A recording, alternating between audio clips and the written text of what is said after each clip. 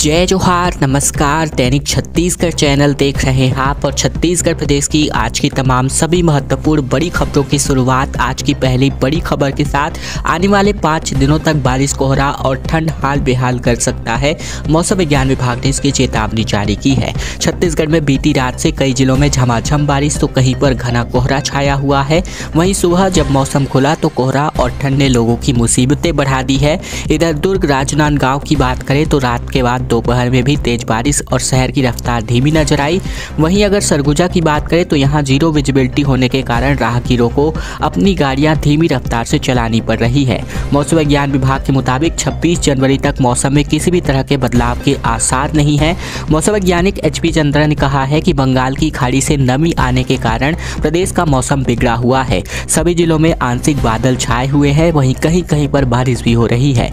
बारिश के थमने के बाद से प्रदेश में शीतलहर चलने का भी अनुमान है। वहीं आने वाले 2 दिनों में रात का तापमान 9 डिग्री तक गिर सकता है। इसी के साथ ही उत्तर दिशा से आने वाली ठंडी में हवा का प्रवाह अब छत्तीसगढ़ में बढ़ रहा है, जिससे दुर्ग संभाग में आने वाले कुछ दिन शीतलहर की स्थितियां बन सकती है। साथ ही कुछ दिन ओस और कोहरे में बढ़त बनी रहेगी। इसके बाद 22 और 23 जनवरी को मौसम खुल सकता है। साथ ही दुर्ग जिले का अधिकतम तापमान 25 जबकि न्यूनतम 11 डिग्री तक पहुंचने की संभावना है। राजनांदगांव पुलिस प्रशासन नशे के खिलाफ मैराथन अभियान आयोजित करते हुए नजर आए, जहां नवा बिहान कार्यक्रम के अंतर्गत 3 किलोमीटर तक रनिंग लगाई गई, जहां शहर भर के रनर्स इसमें सम्मिलित हुए। राजनांदगांव पुलिस विभाग ने युवाओं की सेहत को ध्यान में रखते हुए नवा बिहान कार्यक्रम के तहत मैराथन आयोजित कराया, जहां 3 किलोमीटर के मैराथन दौड़ की शुरुआत गौरव पथ ऊर्जा पार्क से प्रारंभ की गई, जो दुर्गा चौक होते हुए वापस ऊर्जा पार्क में खत्म हुई। इस मैराथन के आयोजन का मुख्य उद्देश्य लोगों और खासकर युवाओं को नशे के खिलाफ जागरूक करना था। नवा बिहार मैराथन में नगर के खिलाड़ियों के साथ राजनांदगांव रनर्स ग्रुप के नीरज वाजपेयी, इंटरनेशनल ग्रुप के विद्यार्थियों और पुलिस विभाग के जवान रनिंग में शिरकत करते नजर आए। वहीं पुलिस विभाग द्वारा आयोजित कार्यक्रम में शहर के अनेकों लोगों ने अपनी उपस्थिति दर्ज कराई। जगदलपुर से खबर, जहां 3 लाख दियों की रोशनी से दलपत सागर जगमगाया। एक दिया प्रभु के नाम दीपोत्सव में लोग सम्मिलित होते नजर आए। जगदलपुर में रविवार की शाम जगदलपुर का दलपत सागर तकरीबन 3 लाख दियों की रोशनी से जगमगा उठा। नगर निगम प्रशासन व जिला प्रशासन की पहल पर नगरवासियों, जनप्रतिनिधियों व विभिन्न सामाजिक संगठनों के सहयोग से रामलला के स्वागत के एक दिन पूर्व एक दिया प्रभु श्री राम के नाम दीपोत्सव के कार्यक्रम को लेकर शहर के सभी वर्गों में गजब का उत्साह देखने को मिला। तो वहीं रानी घाट में पूजा अर्चना करने के बाद एक साथ 3 लाख दियों की रोशनी से दलपत सागर की सुंदरता कई गुना तक बढ़ गई। इस दौरान दलपत सागर के किनारों में जलते दीपक और जगमग रोशनी से थल और नभ को भी रोशनी से पूरी तरीके से भर दिया गया। वहीं दलपत सागर के आसपास दीपोत्सव पर जमकर आतिशबाजी भी की गई, जिससे पूरा माहौल और जल उत्साहमय हो गया। सभी लोगों ने 7 बजे भव्य आतिशबाजी के साथ दिया को जलाया।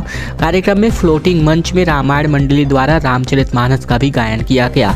दीपोत्सव के कार्यक्रम में पद्मश्री धर्मपाल सैनी, महापौर श्रीमती सफीरा साहू, वहीं नगर निगम अध्यक्ष श्रीमती कविता साहू भी पहुंचे हुए थे। भारतीय वायुसेना में अग्निवीर के पदों पर भर्ती होने को लेकर आवेदन की अंतिम तारीख 6 फरवरी रखी गई है। इंडियन एयरफोर्स की वेबसाइट पर जाकर ऑनलाइन फॉर्म भर जा सकते हैं। दरअसल इंडियन एयरफोर्स में अग्निवीर पद पर भर्ती के लिए अधिसूचना जारी कर दी गई है। इसके लिए युवा 6 फरवरी तक अपना ऑनलाइन आवेदन प्रस्तुत कर सकते हैं। मनेन्द्रगढ़, चिरमिरी, भरतपुर जिले में भी प्रशासन ने युवाओं को भर्ती प्रक्रिया की जानकारी दी है, जिसके बाद युवा अग्निवीर पद के लिए ऑनलाइन आवेदन भरने में जुट गए हैं। भारतीय वायुसेना ने अविवाहित युवक और युवतियों के लिए अग्निवीर पद पर भर्ती के लिए अधिसूचना जारी की है। ऑनलाइन आवेदन 6 फरवरी 2024 को रात 11:59 तक भरे जा सकते हैं। इसके लिए ऑनलाइन फॉर्म और विस्तृत जानकारी भारतीय वायुसेना की वेबसाइट अग्निपथ.iu.ac.in पर उपलब्ध है। अग्निवीर भारतीय वायुसेना भर्ती में शामिल होने के लिए आवेदक की जन्मतिथि 2 फरवरी 2004 से 2 जुलाई 2007 के बीच होनी चाहिए। आवेदक किसी भी मान्यता प्राप्त संस्था या बोर्ड से गणित, भौतिकी या अंग्रेजी विषय में न्यूनतम 50% अंक और अंग्रेजी विषय में न्यूनतम 50% अंकों के साथ राज्य या के मान्यता प्राप्त बोर्ड या फिर इंजीनियरिंग में 3 वर्ष का डिप्लोमा होना चाहिए। और अब खबर बालोद से आ रही है, जहां चलती बस में भीषण आग लग गई। 3 जिलों से फायर ब्रिगेड की गाड़ियां यहां पर पहुंची। ड्राइवर की होशियारी से 60 यात्रियों की जान यहां पर बाल बाल बच गई। बालोद में नेशनल हाईवे 930 पर टोल प्लाजा के पास चलती बस में अचानक से आग लग गई। देखते ही देखते आग पूरी बस में फैल गई। ड्राइवर ने चतुराई से काम लिया और बस से आनन फानन में सभी यात्रियों को बाहर निकाला गया, जिससे एक बड़ा हादसा होते टल गया। घटना बालोद थाना क्षेत्र के मरका टोला की है और जानकारी के अनुसार अंबे ट्रेवल्स की इस बस का ब्रेक शू अचानक से चिपक गया था, जिससे ज्यादा घर्षण के चलते गाड़ी में आग लग गई। हालांकि जांच के बाद ही कुछ कहा जा सकता है। घटना की जानकारी मिलते ही 3 जिलों के फायर ब्रिगेड की टीम की गाड़ियां जो है मौके पर पहुंची और आग को काबू पाया गया। बताया जा रहा है कि बस नारायणपुर से रायपुर की ओर जा रही थी। सौर ऊर्जा से आदिवासियों के घर जगमगाने वाले हैं। कोरवा, बिरहोर और पंडो जनजाति के 23 गांव रोशन होने वाले हैं। 219 घरों में क्रेडा विद्युतीकरण का कार्य करने वाला है। कोरबा जिले में पहाड़ों पर रहने वाले विशेष पिछड़ी जनजाति जैसे कोरवा, बिरहोर और पंडो के घर पर सोलर पैनल लगाए जाएंगे, जिसके अंतर्गत घर सौर ऊर्जा से जगमगाएंगे। 23 बसाहटों के 219 घरों को क्रेडा के माध्यम से विद्युतीकरण कराया जाएगा। हर एक घर में 50,000 की लागत से 300 वाट का सोलर पैनल लगाया जाएगा। दुर्गम स्थान होने की वजह से यहां बिजली की सुविधा नहीं पहुंच सकी है और अब केंद्र सरकार की पहल से जिला प्रशासन और सौर ऊर्जा से बिजली देने की कवायद में जुटा हुआ है। बीहड़ पहाड़ी क्षेत्रों में रहने वाले कोरवा, पंडो और बिरहोर जैसी पिछड़ी विशेष जनजाति के लोग आज भी अंधेरे में अपना जीवन बसर कर रहे हैं। ऐसे परिवारों को अब केंद्र सरकार ने जनमन योजना के तहत रोशन करने का फैसला लिया है। कम बसाहट के कारण पारंपरिक ऊर्जा के तहत खंभे लगाना संभव नहीं है और इस वजह से आदिवासियों के घरों में 300 वाट क्षमता का सोलर पैनल लगाया जाएगा। हर पैनल में 50,000 रुपए का खर्च आएगा।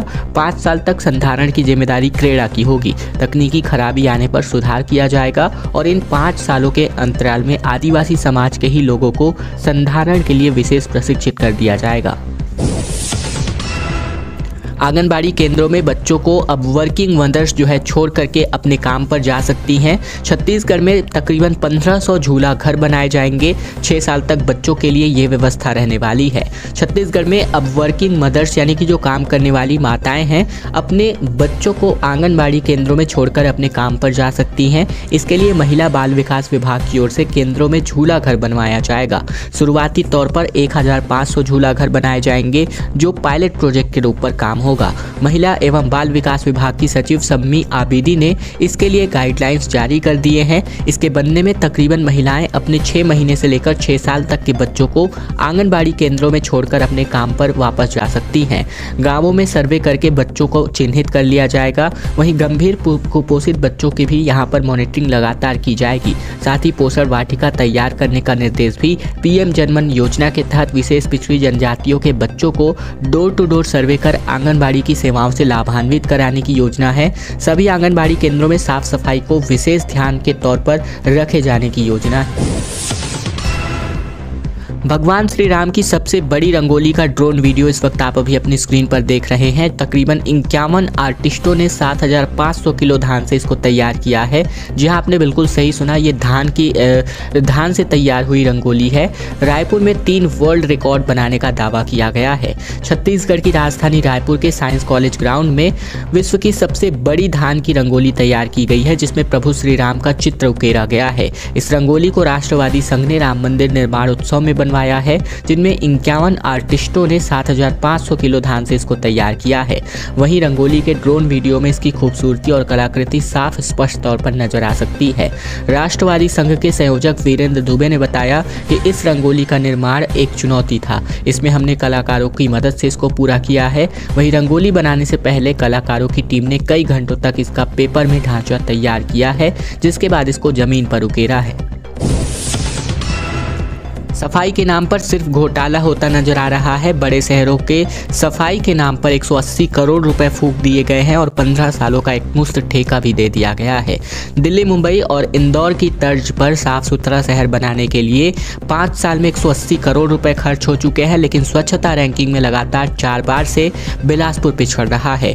कचरा उठाने और उसे खाद बनाने का ठेका जिस कंपनी को दिया गया है, उससे प्रति टन 2600 रुपए का भुगतान भी किया जा रहा है। फिर भी कछार में कचरे का का पहाड़ है। वहीं इसी तरह दिल्ली, मुंबई और इंदौर समेत आधा दर्जन से ज़्यादा शहरों में जो दिल्ली लायंस कंपनी सफाई करती है, यह वहाँ न तो सड़कों से धूल साफ कर पा रही है और ना ही अगर बात करें तो गलियों की नियमित सफाई हो पा रही है। इटालियन मशीन के बारे में दावा किया गया था कि वह 10 किलोमीटर प्रति घंटे की रफ्तार से सड़क पर पड़े पत्थर और मिट्टी को उठा सकती है और वह धूल भी नहीं उठा पा रही है। शहर के लोगों के लिए ये गौरव की बात है कि मैकेनाइज्ड और GIS बेस्ड सफाई वाला बिलासपुर प्रदेश का पहला शहर है। इसके अलावा कचरे से खाद बनाने वाला कवर्ड मैकेनाइज्ड एरोबिक आधारित प्लांट देश में दूसरे नंबर पर बिलासपुर में स्थापित हुआ। इन सब के बावजूद सफाई के मामले में बिलासपुर साल दर साल पिछड़ता हुआ नजर आता है। वहीं 180 करोड़ रुपए सफाई पर जो राशि खर्च होती है वह पुराने शहर का डेटा है।